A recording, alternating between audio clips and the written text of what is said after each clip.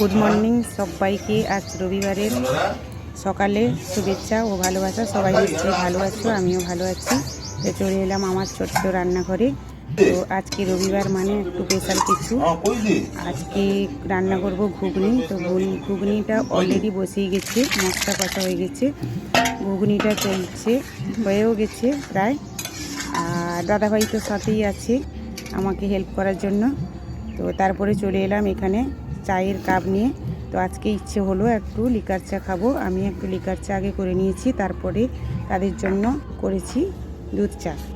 তো চাও খাওয়া কমপ্লিট। এবার যাব আমি ছাদে মানে আজকে রবিবার একটু ছুটি পেয়েছি, বড়ি দিতে যাব। তাই বড়ি দেওয়ার জন্য রেডি করছি সব কিছু। এদিকে ঘুগনিও রেডি, টেবিলে রেডি করা হয়ে গেছে। এবার খাওয়ার পালা।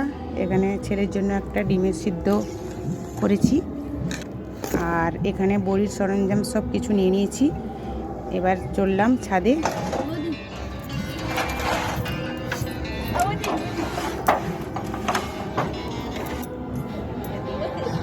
চলে এসেছি ছাদে।